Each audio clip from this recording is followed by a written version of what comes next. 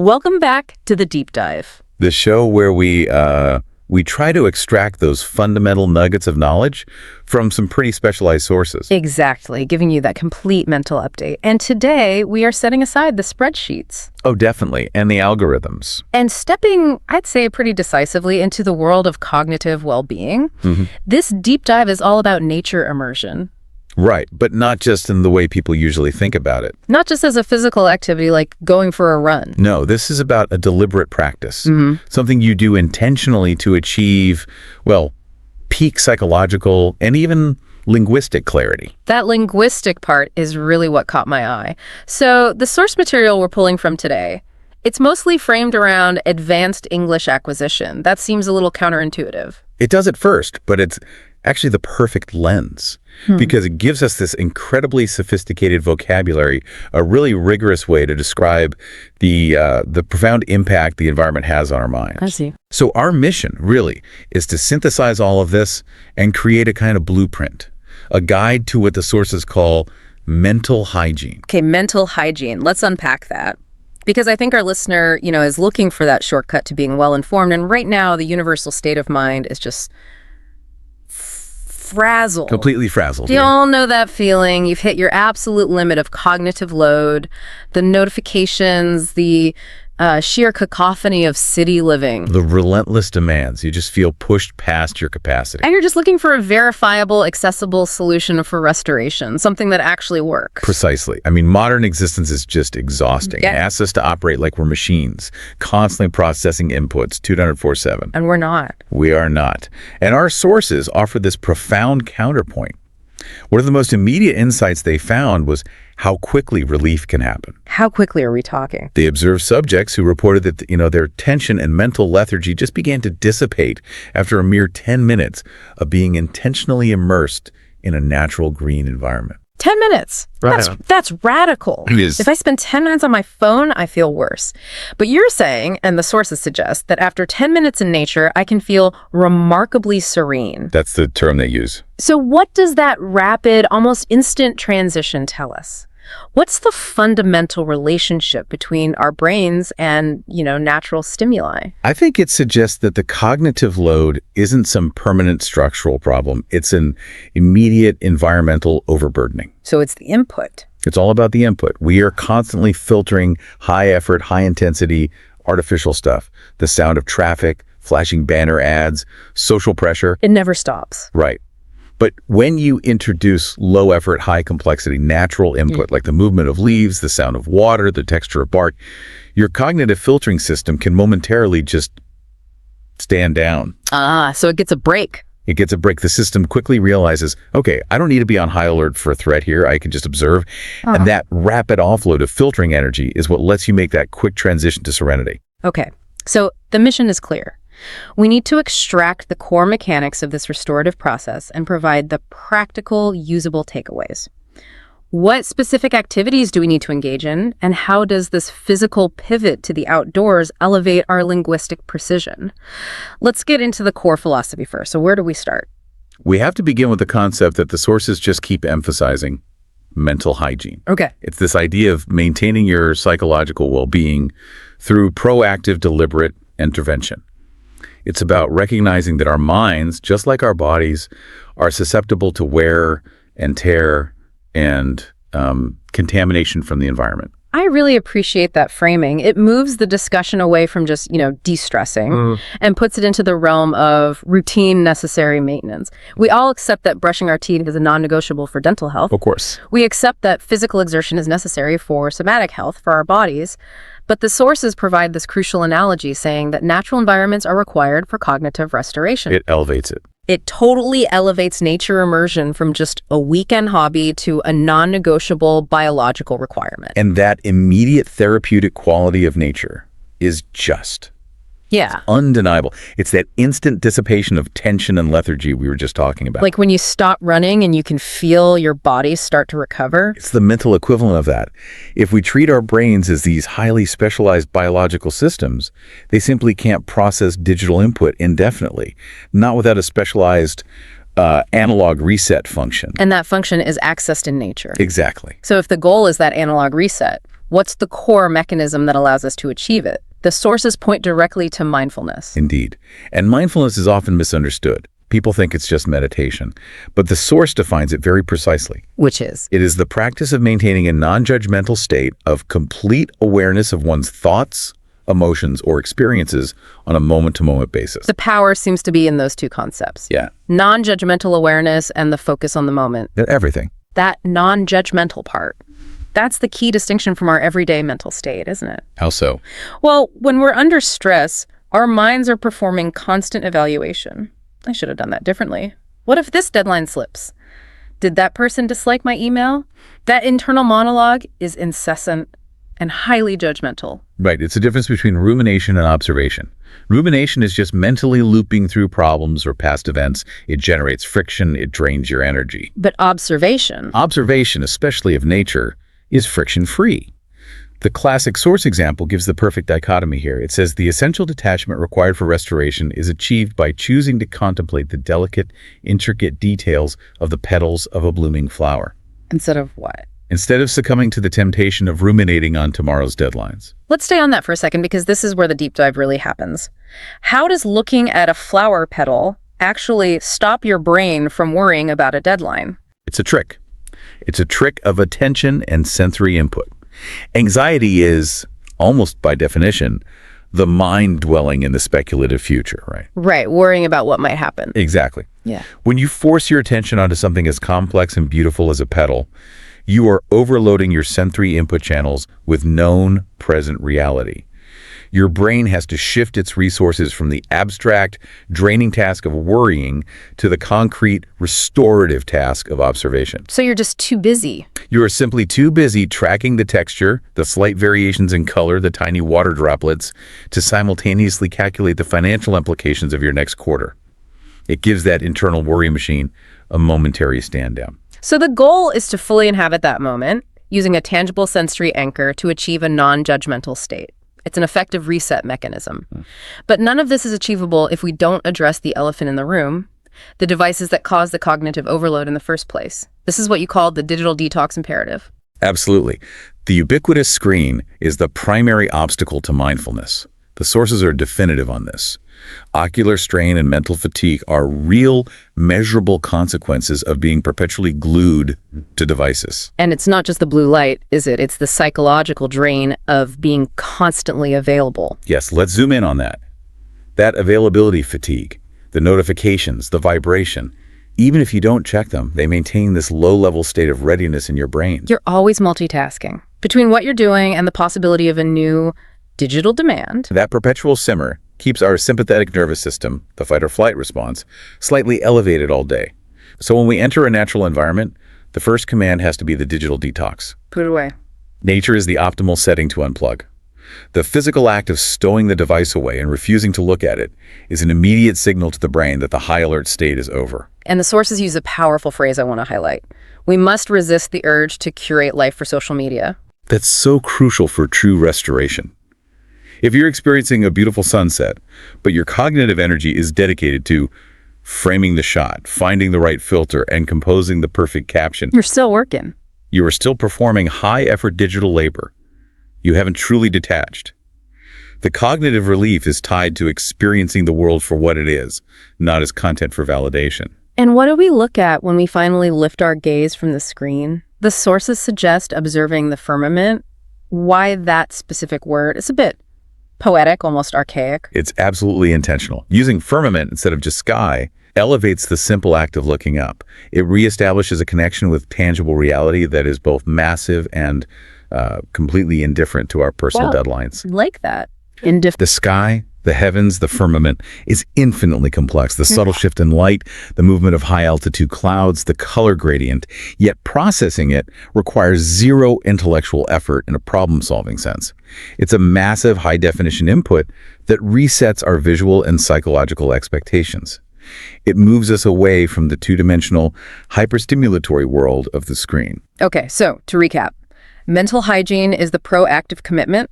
Mindfulness is the operational state of non-judgmental observation, and the digital detox is the essential prerequisite. That's the framework. Now that we have the definitions down, let's get logistical. We need actionable steps. The sources outline a whole spectrum of engagement, which is great because it means there's a pathway for everyone, whether you're seeking peak exertion or deep relaxation. Where do we start? We start with the most demanding, but arguably the most rewarding, hiking. Right. Defined as traversing rugged terrain, often involving significant elevation gain. This is what the sources call arduous awe.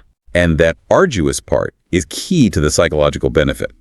It requires stamina, endurance, and logistical preparation. So the physical exertion itself is part of the therapy. It forces the mind into a focused, non-judgmental state because the immediate consequences of distraction are tangible.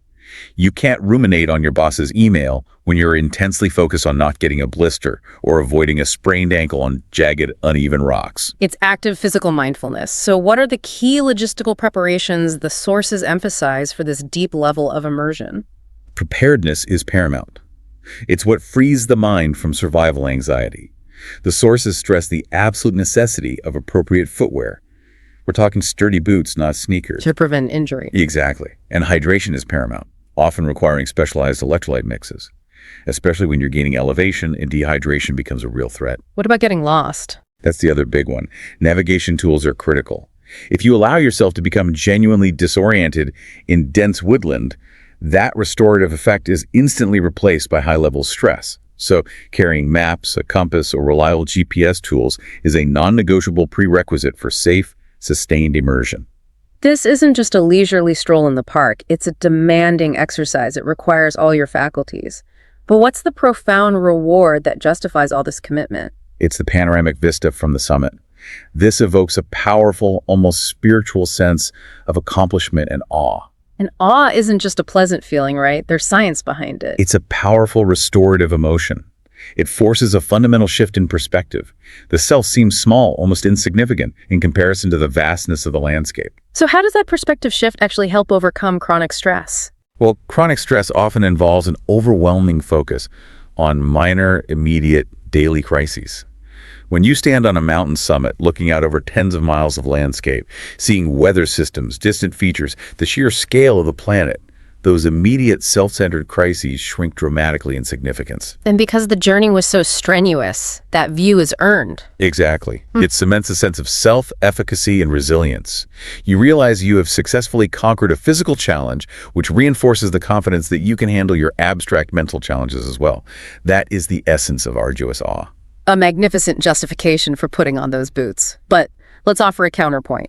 For the listener who needs rest, not exertion, we move from the arduous to the epitome of leisure, picnicking. Yes, picnicking or dining al fresco. It's a celebration of the senses that requires minimal physical effort, but maximum intentional appreciation.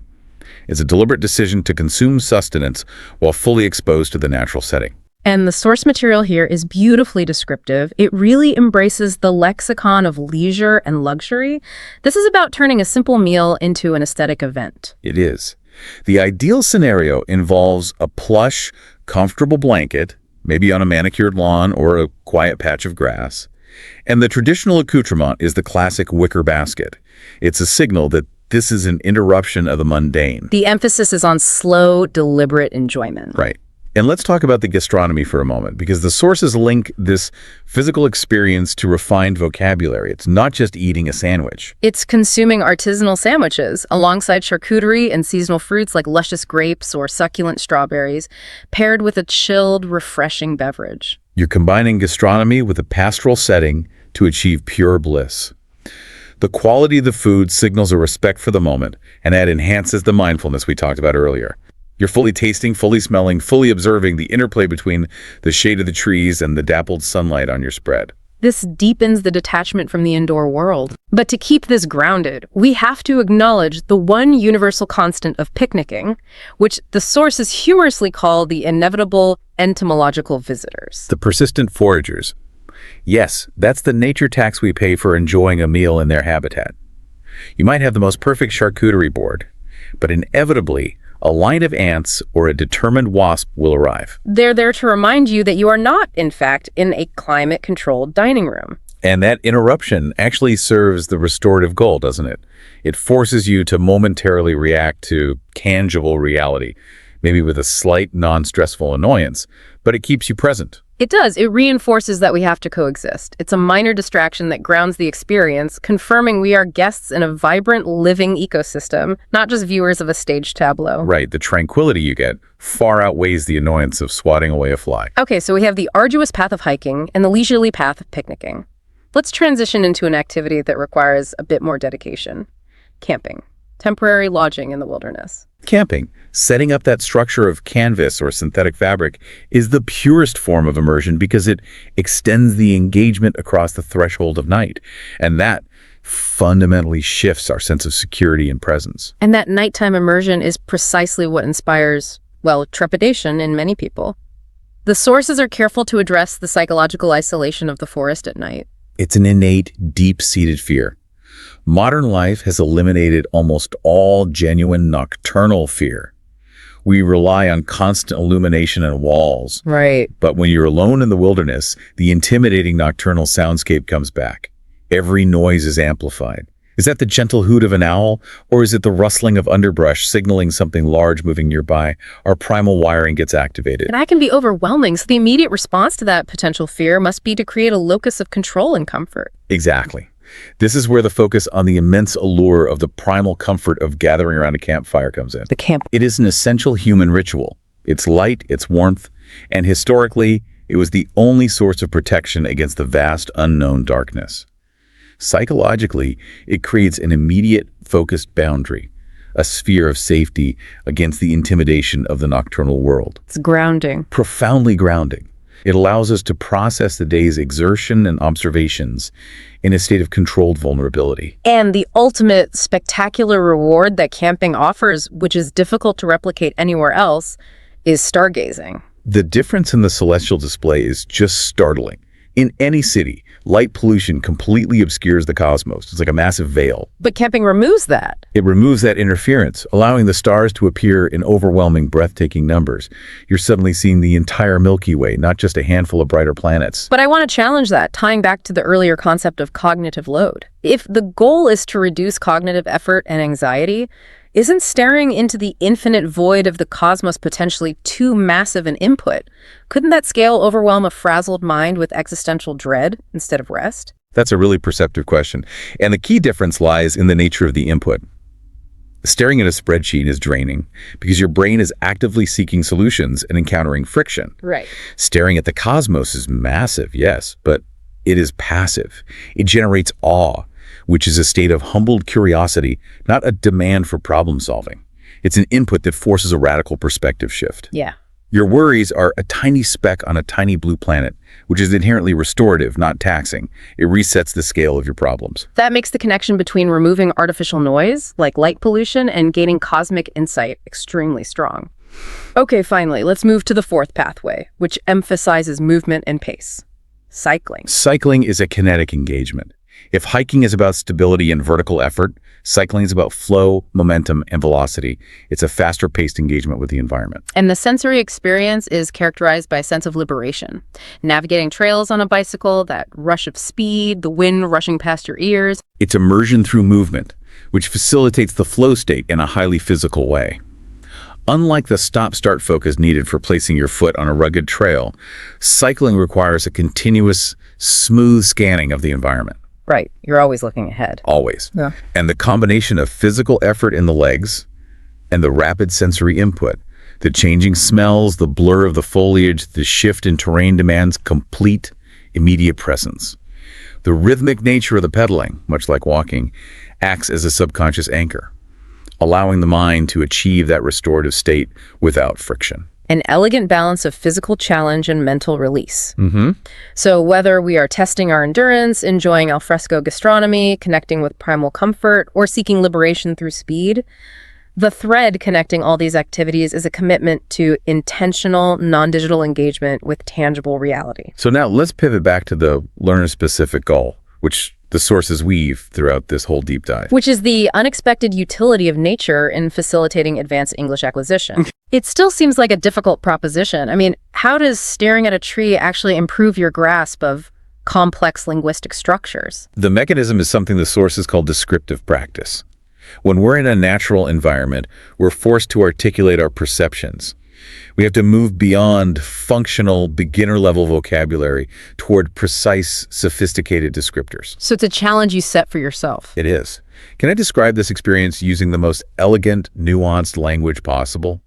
This forces a continuous refining of your sensory vocabulary. All right, let's give our listener actionable examples. This is where we move past general concepts and into direct application. How do we elevate our observation language? We have to replace generic nouns and adjectives with specific, high-level vocabulary drawn directly from the environment. Let's break it down into categories. Okay. Category 1, texture and terrain. Don't just say rocks. Describe them. Are they jagged boulders or moss-covered slick stones? Right. Grass isn't just green. It's verdant grass or maybe a parched, brittle lawn. The soil isn't dirty. It is loamy earth or sandy sediment. This requires active recall of precise adjectives. That immediately gives the language texture and depth. What about color and light? Category 2, color and light. Avoid blue sky. Describe the sky's state. Is it the azure sky, a leaden sky, or a sky with a deep cerulean hue? And for autumn leaves? Move past red and yellow to russet tones, ochre, or a vibrant sanguine. Light isn't just bright, it's dappled sunlight filtering through the canopy, or the soft, fading light of the gloaming. Gloaming, I love that word. Okay, what about the life forms, moving beyond bird and flower? Category 3, flora and fauna. This is essential for elevating precision. A simple flower becomes a blossom, an emergent pistil, or a plant with dense foliage. A bird. An avian creature, or if you can identify its motion, one with a graceful swoop or rapid flitting motion. A tree is not just a tree, it's a towering oak with sprawling branches, or a pine showing its evergreen resilience. That is robust. The act of observation is immediately linked to linguistic refinement. This demands a deeper mental engagement than just passive reading. It does. And the sources suggest a practical tool for the listener to adopt. Bringing a journal to transcribe these observations. Why is the physical act of handwriting so crucial here? The physical act of handwriting promotes a specific flow state that is just different from the stilted nature of typing on a screen. How so? Typing is efficient, but it often involves a fragmented focus. You can switch apps, correct instantly, optimize for a digital format. Handwriting engages a different, slower cognitive pathway involving fine motor skills and tactile feedback. This process lets the observation translate directly and organically into expression, solidifying the vocabulary in your memory without the mental interruption of a digital interface. And it maintains the absolute separation from technology that the digital detox demands. It's non-negotiable. Okay, so we've covered individual cognitive restoration and linguistic growth. Let's look at the interpersonal dimension. How is nature conducive to social connection, or what the sources call interpersonal bonding? This is a subtle but really powerful insight about human interaction.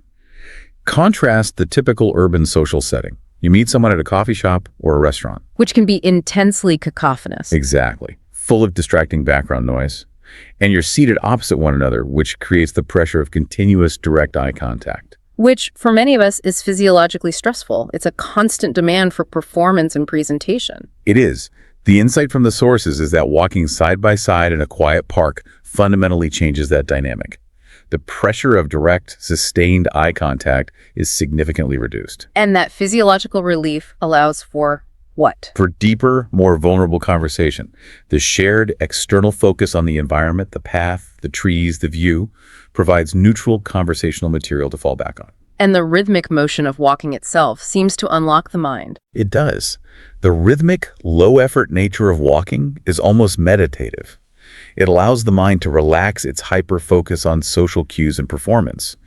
Topics just emerge naturally without the need for a forced agenda. So nature acts as the ultimate low-friction backdrop. Right. It allows the actual connection between individuals to deepen, facilitating true vulnerability and shared emotional exchange. That shared physical experience is doing the heavy lifting by dissolving the awkwardness that urban, static settings often impose. Okay, finally, we have to acknowledge the logistical reality for many of our listeners. The recourse for the concrete jungle. Not everyone lives near a vast wilderness. That's a critical challenge to address. The sources remind us that while a national park provides the ideal macrocosm, you can get significant restorative benefits from much smaller, more accessible spaces. We don't need a mountain. We need a commitment to observation. So we rely on intentional urban solutions. We seek out those deliberately integrated green spaces, small parks, community gardens, or even just a solitary tree lining a boulevard. The benefit is accessible even in densely populated areas. The key is a perspective shift. If the macrocosm is inaccessible, you focus intensely on the microcosm of nature that's present around you. So you zoom in. You zoom in on the small, persistent signs of life, a patch of tenacious moss, the cracks in the pavement where weeds emerge, or the single ornamental tree in the plaza. And the most sophisticated way to observe this microcosm is through studying phenology. Yes, phenology, the scientific study of cyclic and seasonal natural phenomena, especially in relation to climate and plant and animal life. How does one do that with, say, a single tree? You observe its subtle shifts. The budding leaves of spring, the full canopy of summer, the gradual transition to the russet tones of autumn, and the bare, stark structure of winter. This dedication to tracking minute seasonal changes provides that necessary anchor to tangible reality and the passage of time. It achieves cognitive restoration even when the landscape is fixed and small. It reminds you that even within the concrete grid, the cycles of life are persistent and inevitable. Exactly. So the lesson here is that the commitment to observation and the intentional separation from the screen are ultimately more potent restorative factors than the sheer scale of the landscape. So this deep dive has spanned the entire spectrum of nature's restorative power. It really has. We started with the foundational psychological necessity of mental hygiene, detailed the non-negotiable prerequisite of the digital detox, And explored that whole spectrum of activities, from arduous hiking to deep cosmological reflection while camping. and critically, we identified the powerful role of descriptive practice in elevating both mental clarity and linguistic precision. It's a compelling argument that restoration is an active practice, not just passive avoidance. And based on these sources, I think we have to issue a refined challenge to our listeners. Building directly on these principles of mindfulness and linguistic advancement. So we challenge you to undertake a mindful excursion challenge. The parameters are strict and intentional. Venture outside to a green space regardless of its size. A microcosm is sufficient. And commit to 30 minutes of uninterrupted observational silence. And your device must be physically stowed away, on airplane mode, or entirely left behind. This is the prerequisite. No digital labor. Absolutely not. And here is the refined linguistic component of the challenge. During those 30 minutes, you must not simply observe, but actively identify and refine the description of 10 distinct natural elements. Mentally or verbally, if you're alone, articulate the most sophisticated, precise English vocabulary you possess. Push your language beyond the functional. Way beyond. Don't see a cloud. Identify a wispy cumulus formation. Don't hear a sound. Articulate the subtle rustling of the underbrush. Yeah. Force your brain to link that high-level descriptor to the immediate tangible reality of the present moment. It's the ultimate dual exercise in cognitive clarity and linguistic mastery. It is. You know, this entire discussion serves as such a powerful, essential reminder that the sources really bring home. We are biological entities, not machines. That distinction is paramount. Our need for cognitive restoration and connection to the ecosystem is not a luxury. It's not a self-help trend. It is a fundamental biological requirement for our nervous system to maintain optimal function. And when we ignore this, We don't just feel a little tired. We fundamentally break down our capacity for focus, for empathy, for learning. That 10-minute reset proves that the brain is simply waiting for the environment it was designed for. so what does this all mean for the bigger picture of modern life? If the natural environment is our vital biological requirement for flourishing, we have to ask a provocative final thought, building on the source's conclusion. Which is, How much of our current technology, which demands constant high cognitive load attention, is actually functioning as a persistent impediment to our biological requirement to thrive? we've created this sophisticated civilization, but at what cost? At the cost of our inherent biology. So is the digital detox merely a temporary palliative fix for a persistent modern illness? Or is it something more? Or is it a necessary, lifelong, and deliberate pursuit required to maintain our identity, our sanity, and our functional capacity as biological entities? Perhaps the most radical act of self-care today is simply to go outside and look up at the firmament. I think it might be. That is a profound thought to take with us as we return to our demanding realities. Thank you for joining us for this deep dive into restoration and linguistic precision. We hope you feel empowered to explore your own capacity for awe and achievement this week. Goodbye. Welcome back to the deep dive. Our mission here, as always, is to take the stack of sources you've shared with us, all the articles, the research, your notes, and really distill them. Right. Boil them down into the most powerful, actionable knowledge we can, framed with some, surprising facts and just enough depth to make you feel profoundly well-informed.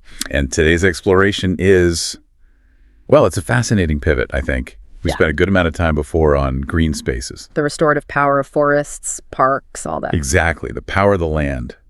Today, we are shifting our entire focus from that terra firma to the fluidity and boundless potential of water. We're going to be analyzing the psychological, physiological, and even the linguistic side of what researchers are calling blue spaces. I find that transition so potent. It lets us explore a completely different side of ecopsychology, that intersection of our environment and our mental well-being. It does. We're moving beyond let's say, the visual comfort of the woods and into something else, the auditory and the vast perspective of water. Absolutely. And to make that jump, I think we have to look back for just a moment at one beautiful, very specific term we pulled out in our talks on green spaces. I know the one you mean. It perfectly captures the tranquility you can find on land. The word is komorbi. Ah, yes. That Japanese word, it's just a masterpiece of precision, isn't it? It really is. It's not just sunlight. It defines that whole complex dance of light filtering through a thick canopy of leaves. It's the visual texture of light. And komorbi is so crucial here, because it teaches us that true tranquility is often found in the highly specific. If you can pinpoint that exact moment, the sun being fractured by the branches, you're forced out of your generalized anxiety, you have to be fully present. It demands a kind of stillness, a focused attention. It does. So if komorbi is about tranquility through detailed visual observation, Okay. our deep dive today really asks, what happens when we shift to water? A dynamic, constantly moving element. How does that change the source of our tranquility? How does the mind process fluidity instead of stillness? That's the core question then. We're moving from the quiet meditation of the forest floor to the immense rhythmic energy of water. We are. Today, our gaze is focused entirely on the massive and often surprising restorative power of what are known as blue spaces. Okay, so let's define our terms right away. When we say blue spaces, we're talking about everything from the smallest stream to the largest ocean. We are. Specifically, the research refers to oceans, rivers, lakes, streams, and even large waterfalls. So any substantial body of water that allows for a significant sensory interaction. Precisely. And the central concept, the core scientific idea that sort of binds all these watery places together in the research you synthesized is the theory of blue mind. Correct. Blue mind. It's this really compelling argument that suggests we have a fundamental, maybe even evolutionary attraction to water that dictates how our bodies respond to it. Okay. The theory basically posits that being near, in, on, or even underwater. So interacting with it in any way. In any proximity, yes. It can induce a very specific, and this is key, a consistently measurable meditative state. Now, when the sources say meditative state, they're not just using that word casually, are they? No, not at all. What are the practical, the verifiable outcomes of getting into this blue mind state? The theory is quite explicit about three main benefits. First, people are demonstrably happier. They report higher levels of satisfaction, emotional stability. Okay. Happier. Second, they're healthier, which Right. will tie back to stress hormones in a bit. Right. And third, and this is so crucial, they feel significantly more connected Connected to what? to their immediate environment, and often more connected to themselves, to a sense of purpose. It's like a comprehensive restoration of the nervous system. So this is a deep psychophysiological effect. It's way beyond just, oh, that's a nice view, or enjoying a swim. Far beyond. It taps into our primal wiring. It's in our DNA. Precisely. And that leads us directly into our first major section, which is really about grappling with the sheer vastness you find in the largest blue spaces, starting with the impact of just standing on the shoreline of an ocean. If you've ever done that, you know the feeling, the scale of the horizon. It just seems to trigger an immediate shift inside you. It's arguably the fastest and most profound way to shift your perspective that nature offers. The sheer visual expanse of the ocean, that meeting point of sky and water, it just minimizes the small details of your life. The sources noted this creates a feeling of insignificance, but then they qualified it with something that feels counterintuitive. They called it comforting insignificance. That's a point of friction for me. Why is having your ego momentarily silenced a comforting feeling and not a frightening one? Shouldn't looking at the relentless power of the sea feel daunting? That's a critical question. Okay. And the research really does address the difference between daunting and comforting head on. Oh. The comfort doesn't just come from minimizing your problems. It comes from minimizing the mental energy you have to spend to sustain your ego's narrative. The narrative of self-importance and anxiety. The ego is exhausting. Right. It constantly needs validation, resolution, control. Right. It's that constant committee meeting in your head, full of self-doubt and planning. That's a perfect way to put it. The ocean, with its sheer size and its, eternal indifferent presence, it acts like this massive external noise-canceling filter for that internal chaos. I like that. It provides a simple, undeniable truth, continuity. Mm-hmm. Its vastness is reassuring because it offers a break from the tyranny of the urgent. You realize that your personal dramas, as important as they feel, are not what defines the universe. And surrendering that need for control, even for a moment, is profoundly restful. That makes perfect sense. The vastness is reliable. It's been there forever. It'll be there long after our deadlines are met. And speaking of reliability and continuity, we absolutely have to spend time on that specific phrase that came out of the sources, a phrase taken directly from the ocean's rhythm, ebb and flow. Ebb and flow is.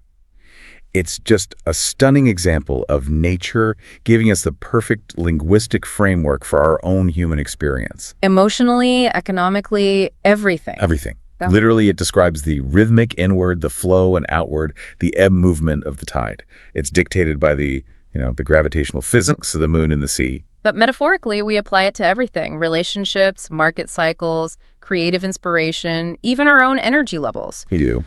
It suggests that even chaos has an underlying predictable pattern. And that is a key takeaway for you, for the listener's application. If you can accept the metaphor of the ebb and flow, you can accept that the current challenging period, the ebb, the down cycle, the setback, is not a permanent state of failure. Right.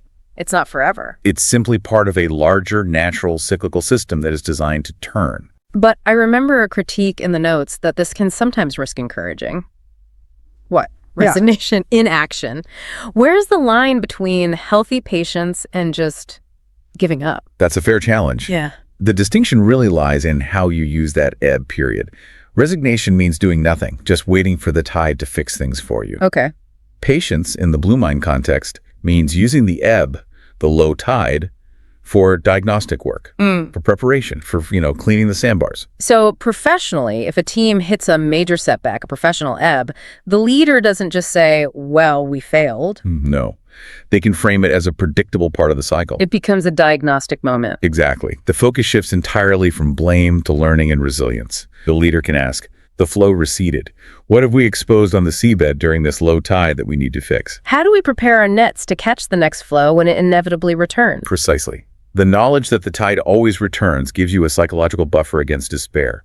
It encourages persistence. It helps you recognize that static states, they rarely exist in nature or in business. This moves the metaphor from just describing a situation to providing a template for action. It connects these natural cycles directly to our human experience, which makes these big, abstract concepts feel manageable because we see them mirrored in the physical world.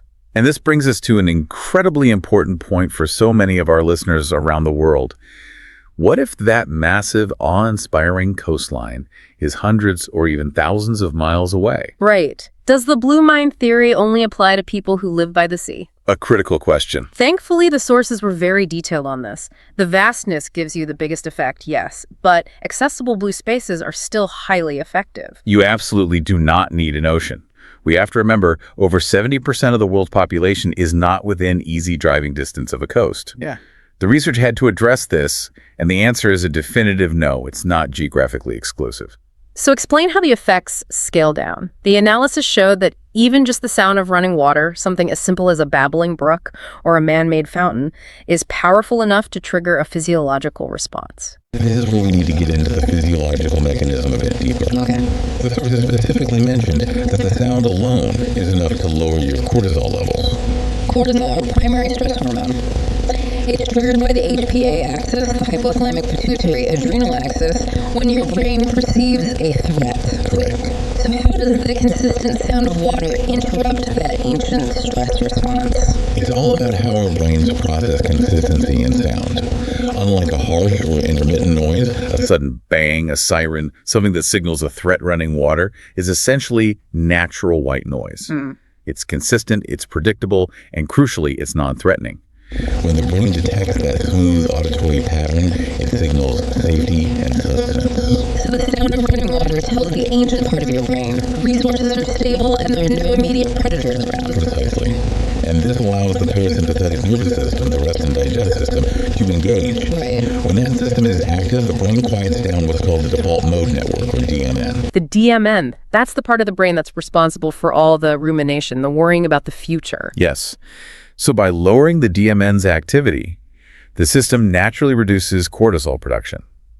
It's an auditory signal that acts as a profound chemical counteragent to stress. That is such a crucial link. It Yeah. means if you live in a tiny apartment in the middle of a dense city, you can intentionally curate your sonic landscape to get this neurological effect. You absolutely can. Investing in a small indoor fountain or even just playing high-quality, continuous recordings of a creek is not just a pleasant aesthetic choice. It's an actual measurable stress reduction technique. Validated by the research, yes. The sources confirm that water doesn't need to be vast to be effective. The mere sound triggers that primal restorative physiological response. It makes the blue mind theory universally accessible. Okay, so we've established we can regulate our internal state with the sound and rhythm of water. Now, I think we need to pivot to how we regulate our perspective on the environment itself. This moves us into section 2, which is about challenging our assumptions of what makes for beautiful nature, finding beauty and resilience, especially when nature isn't, cooperating with our idea of a perfect day. This is where we move beyond just seeking comfort in nature and start seeking truth, invigoration. Right. We're challenging that common idea that only idyllic sunny weather is the source of natural beauty. Let's reevaluate inclement weather. When most people hear that, they immediately think of rain or storms. As an inconvenience. Canceled plans, traffic, grayness. Exactly. It's seen as purely harsh weather. But the sources encourage a profound shift in thinking. This idea of Finding unique beauty in those less than perfect conditions So you shift your internal story from just enjoying the weather to actually experiencing it fully. and embracing its unique aesthetic and sensory gifts. Yes.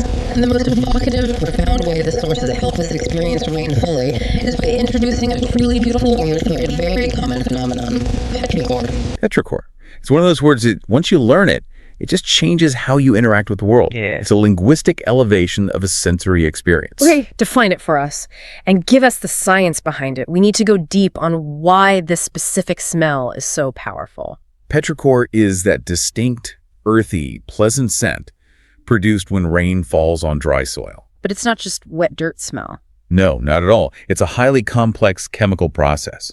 The sources detail that the primary component of the scent is a volatile organic compound called geosmin, Geosmin. which is a metabolic byproduct of certain soil-dwelling bacteria, primarily actinobacteria. So the smell is literally bacteria exhaling. In essence, yes. Yeah. During dry periods, these bacteria produce geosmin. When rain hits the dry soil, it traps these tiny air bubbles. Okay. As those bubbles float up through the water droplet and then burst, they aerosolize the geosmin and also some plant oils that plants secrete during dry spells. And all of that gets released into the atmosphere as this fine mist that we then inhale. That detail is critical. It explains why the smell is so intense right at the beginning of a storm. But why do we find the smell so powerfully evocative, so pleasant? Is it just aesthetic? Well, there's likely an evolutionary component. Smell bypasses the logical brain, right? It goes straight to the emotional and memory centers. Right. The hypothesis the sources support suggests this deep inherited positive association with geosmin comes from our ancestors. The smell of petrichor reliably signals the imminent arrival of water, A necessity for survival. especially in arid environments. Our brains are hardwired to recognize that scent as a signal of relief and life. And by giving it a name, petrichor, we elevate the whole experience. You do. We transform a walk in the rain from, a miserable chore into this sophisticated sensory event. We're celebrating the storm, not just tolerating it. Exactly. You transform the environment with just a linguistic shift. You're allowing yourself to find beauty in the very moments that other people just dismiss as inconvenient. And speaking of non-convenient beauty, this moves us to the concept of stark beauty and the feeling of bracing resilience. These terms move us beyond just comfortable or pleasant scenery towards something more formidable. Stark beauty is almost the visual complement to petrichor. It defines a landscape that is simple, maybe even bare, unadorned, but powerfully striking. It strips away the lush ornamentation of summer. It does. What are some of the visual examples from the sources? Think of a landscape in the dead of winter, a field covered in snow, where you have the contrast between the brilliant white blanket and the dark, structural lines of bare trees against a vast gray sky. There's a dramatic tension there. A huge tension. There's nothing immediately welcoming or easy about that environment, but it commands this deep, almost spiritual attention. It's an honest kind of beauty. It shows you the bones of the landscape. Yes. And that honesty is what makes it so striking. This connects perfectly to the psychological feeling of being in a strong wind or a cold environment, which the source is labeled as bracing. Bracing, meaning fresh, invigorating, and restorative, but in a challenging way. Right. This is a crucial distinction from the tranquility of green spaces. Right. Nature is often sold to us as a source of gentle comfort, but the material reminds us that nature is also about resilience, about challenge, and about feeling fully alive. It's a physical wake-up call. Walking against a fierce wind, feeling the cold air on your face, the sting of rain. That's not comfortable in the traditional sense. Not at all. But it absolutely makes you feel fully present, doesn't it? It activates your nervous system in a way that just passively observing doesn't. It connects back to the philosophical concept of the sublime, an aesthetic quality that involves awe mixed with a sense of vastness or even a little bit of danger. When the environment is stark and bracing, you're forced to reconcile your physical reality with the immensity around you. And that experience builds inner fortitude.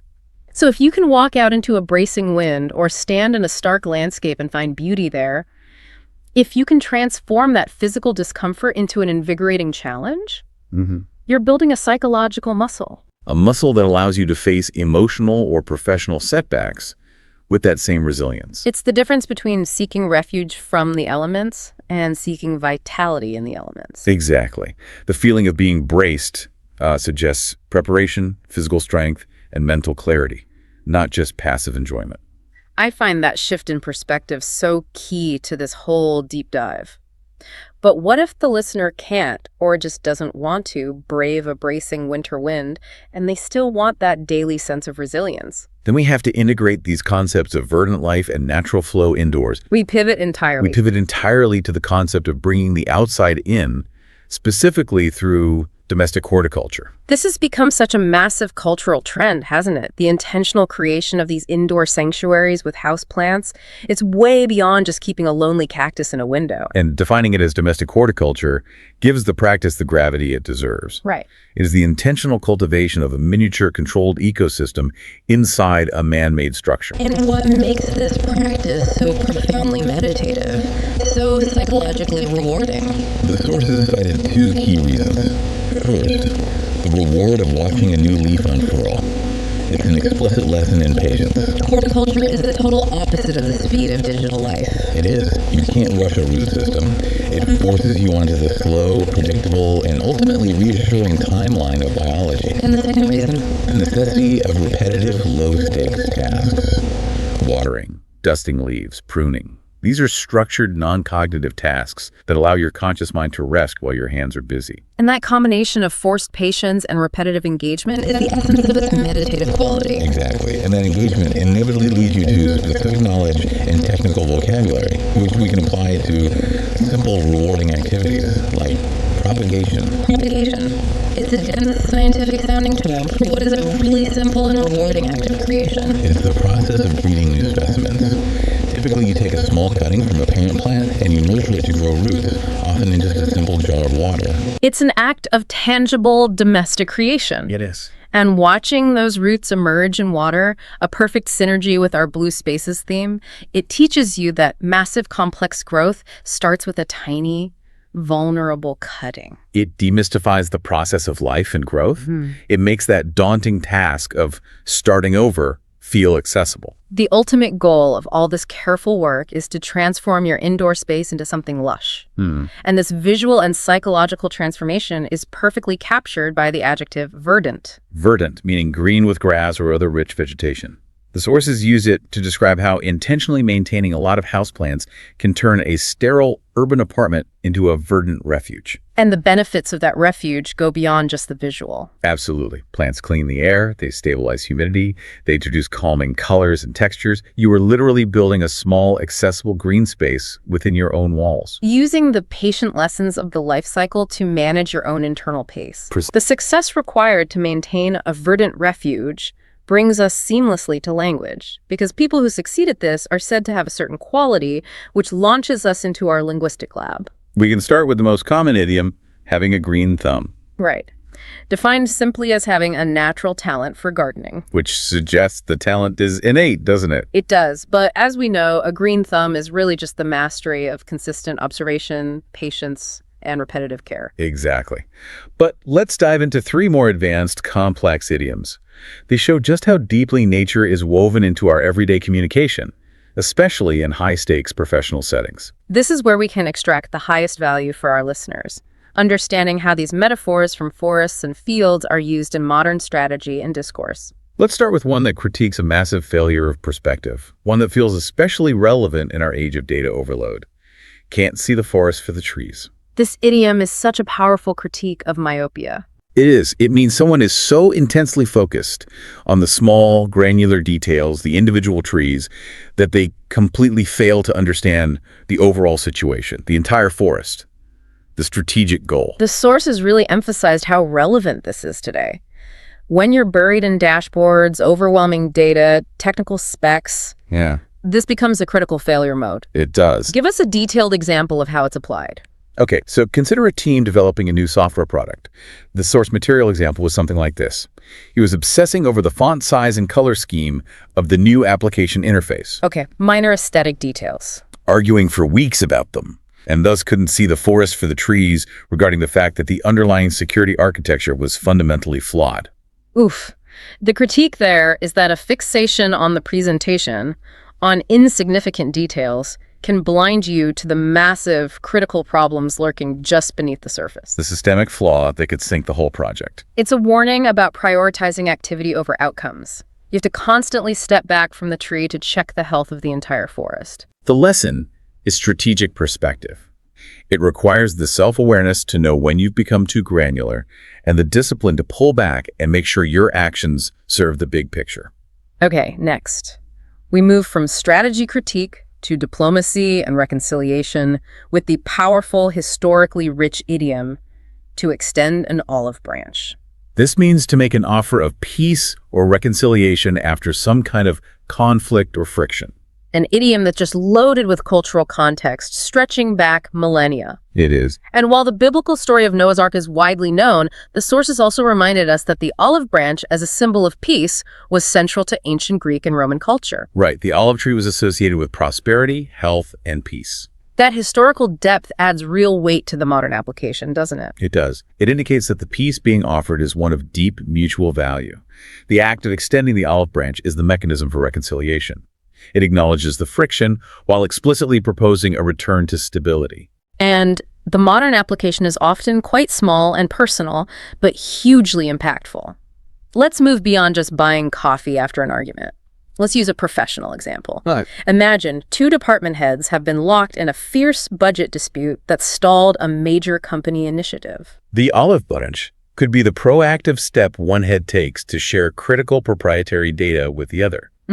They could say, I understand we disagreed, but this data is crucial for your project, and I want us both to succeed. It's a tangible, high-stakes act of professional trust. It signals a willingness to prioritize the shared company forest over their own departmental tree. Exactly. It requires a reciprocal surrender. Both parties have to be ready to receive that branch, but the responsibility to initiate the peace rests with the one extending it. It's a necessary tool in any complex professional relationship. For sure. And finally, we have an idiom that addresses a problem in communication efficiency and courage. To beat around the bush. The visual is perfect. Someone literally hitting the foliage around the actual target, which stops them from getting to the critical point. It means to avoid talking about what's important, delaying getting to the core subject because of discomfort or a lack of clarity. And in a professional or personal context, what's usually the psychological driver behind beating around the bush? It's almost always driven by conflict avoidance. Or fear. Or fear of the recipient's reaction, yes. A manager might beat around the bush when they have to deliver bad news or constructive criticism because they're nervous about the emotional fallout. They think they're softening the blow. But the effect, as the sources noted, is often counterproductive. It is. The delay just increases anxiety, it wastes valuable time, and it can make the message seem less sincere or credible. So direct communication, while maybe painful in the short term, is ultimately more respectful of everyone's time and emotional energy. The lesson from this idiom is simple. Identify the core message, the actual query, and address it directly. This whole linguistic lab just demonstrates that these concepts from fields, trees, and gardens are absolutely integral to navigating modern office politics and interpersonal dynamics. The natural world provides the foundational vocabulary for human conflict and resolution. It's a testament to the universality of these environmental metaphors. It really is. We have spent a lot of time discussing how blue spaces heal us, how nature informs our vocabulary, how resilience is built through these bracing challenges. As we wrap up this incredibly detailed dive, we have to pivot from consumption and benefit to contribution and duty. Absolutely. This requires us to introduce the necessary and I'd say weighted concept of stewardship. Define stewardship for us in this specific environmental and psychological context. Stewardship refers to the job of supervising or taking care of something. In our context, this translates directly into environmental stewardship, the responsible use and long-term protection of the natural world through conservation and sustainable practices. And what does this stewardship entail philosophically? The sources framed it beautifully as a reciprocal obligation. This is the gravitas moment. Yeah. This is the point we need to make sure is fully articulated. Okay. If nature provides us with these immense non-negotiable benefits, mental health, peace, resilience, beauty, even the language to describe our lives, then we as humans have a profound duty to protect it. It's an exchange rooted in gratitude and self-preservation. It is. We benefit, therefore we must conserve. It elevates environmental care from this abstract political issue into a deeply personal ethical choice, one that's rooted in self-interest and gratitude for the benefits we're receiving. And the sources provided specific actions that embody this reciprocal obligation. We need to detail these for the listener. Right. Beyond the broad systemic action of reducing our carbon footprint, there are localized and personal actions. One key distinction made in the source material was between conservation and preservation. That's right. Conservation is the careful utilization of resources, using them wisely and sustainably to make sure they're available long-term. Okay. Preservation, on the other hand, is the act of leaving certain spaces untouched, shielding them from human use entirely to protect their wild state. Both are necessary forms of stewardship. So on a personal level, this means engaging in local conservation efforts, supporting community cleanups, reducing pollution in local blue spaces like rivers and lakes, Engaging in citizen science projects that monitor local ecosystems. and, crucially, the intensely personal act of ensuring we leave no trace when we visit national parks or wild blue spaces. This is the localized act of deep respect. It means packing out everything you pack in, ensuring the environment is left exactly as you found it, or preferably better. Leaving no trace connects back perfectly to that idea of petrichor and stark beauty. We appreciate the inherent wildness and the bracing resilience of these environments, and we honor that wildness by not cluttering it with evidence of our passing. The goal is simple. Preserving this legacy, this source of healing and clarity for future generations. It ensures that the benefits of the Blue Mind and the tranquility of green spaces remain accessible for those who come after us. It makes our immediate appreciation an enduring legacy. We have completed an extensive deep dive.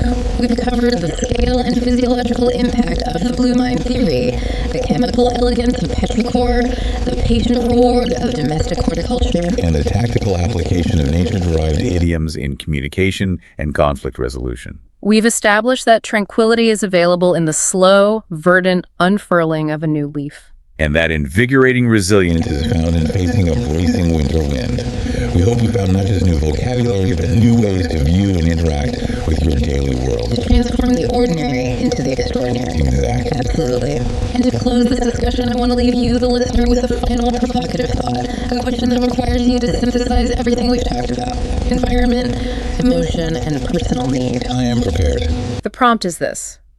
Do you fundamentally prefer the green, the fixed, predictable comfort of the forests, Or the blue, the vast, rhythmic, embracing resilience of the oceans and rivers? And more importantly, how does your preference for either tranquility or invigorating challenge factor into how you manage the emotional ebb and flow of your daily life? That is the perfect question. It forces you to use the vocabulary and the concepts we've covered, tranquility versus invigorating resilience, to define your own restorative needs. And to understand your preferred coping mechanism against stress. Yes. Think about which environment truly helps you regulate your internal state. Which space allows you to shed your ego and find comfort in the vastness, and which space pushes you to feel fully alive and prepared. We encourage you to ponder that question while you're tending to your own verdant refuge, or maybe the next time you hear the sound of running water. Thank you for joining us for this extensive deep dive. Keep asking questions, keep observing, and stay curious. Goodbye, everyone. We look forward to our next exploration with you.